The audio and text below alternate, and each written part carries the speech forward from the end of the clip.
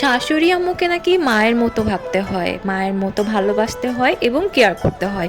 কিন্তু আমার তো সেটা একেবারেই মনে হয় না। আমার তো মনে হয় শাশুড়ি আম্মুকে নিজের মায়ের থেকেও অনেক বেশি ভালোবাসতে হয় এবং অনেক বেশি করে কেয়ার করতে হয়। হ্যালো এভরিওয়ান, আসসালামু আলাইকুম। This is me Tanima. Welcome back to my new vlog. আশা করি সবাই খুব ভালো আছেন। আমিও আলহামদুলিল্লাহ খুব ভালো আছি। আর আজকের ভ্লগে আমি আপনাদেরকে শেয়ার করব আমার শাশুড়ি আম্মুর বানানো কেকের রেসিপিটি। আশা করি সবাই ব্লগটা পুরোটা দেখবেন এবং আমার চ্যানেলটি সাবস্ক্রাইব করে দিবেন। আর ভিডিওটা ভালো লাগলে কিন্তু লাইক কমেন্ট শেয়ার করতে একদমই ভোলা যাবে না। ওকে, তো চলুন ব্লগটা শুরু করা যাক।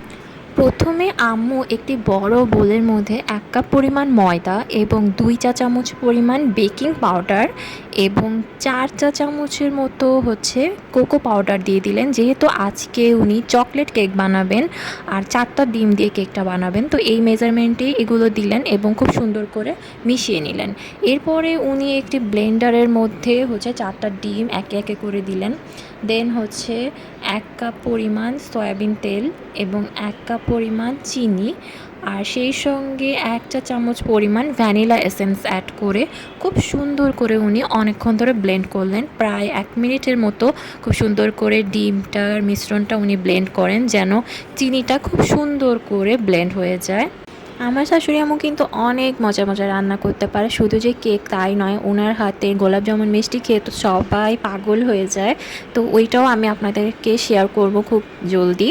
তো এখন কিন্তু আমার ভিডিওটার আপনারা অবশ্যই একটি লাইক দিয়ে দিবেন এবং কমেন্ট করে জানাবেন যে ভিডিওটা কেমন লেগেছে। এরপরে ডিমের এই মিশ্রণটা উনি ময়দার মিশ্রণের মধ্যে ঢেলে দেন এবং খুব সুন্দর করে মেশাতে থাকেন। আর এই পাত্রটাতেই আজকে আম্মু কেকটা বানাবেন।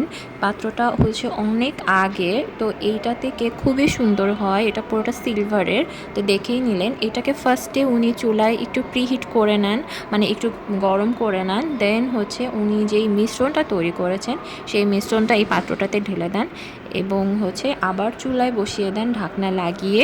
তারপরে প্রায় 40 মিনিট সময় লাগে কেকটা হতে। তো কেকটা কিন্তু মাশাআল্লাহ অনেক ফুলে উঠেছিল আর খুবই সুন্দর সফট হয়েছিল আর খেতে তো অনেক ইয়াম্মি হয়েছিল। মানে আপনারা যদি এরকম ঝটপট কেক বানিয়ে ফেলেন, মানে অনেকেই তো কেক বানানোটাকে অনেক ঝামেলা মনে করেন, তো এইভাবে কিন্তু খুব ইজিলি বানিয়ে ফেলা যাবে। আর 4টা ডিমে এই এত বড় কেক মানে ভাবাই যায় না। আর কেকটা যেহেতু আমরা একটু বেশি টাইম ধরে চুলায় রেখেছিলাম, মানে আরও অনেক রান্না করতে হয়েছে, তো এটা আমাদের খেয়াল ছিল না। তো এই জন্য একটু তলায় একটু কালো হয়ে গেছে, ওটাকে চাকু দিয়ে আমরা খুব সুন্দর করে রিমুভ করে ফেলি। তো এই ছিল আজকে আমার ব্লগ। আশা করি আপনাদের ভালো লেগেছে। তো ভালো লাগলে কিন্তু ভিডিওটাতে অবশ্যই লাইক কমেন্ট শেয়ার করে ফেলবেন এবং আমার চ্যানেলটি প্লিজ সাবস্ক্রাইব করে ফেলবেন। সবাই ভালো থাকবেন। আল্লাহ হাফেজ।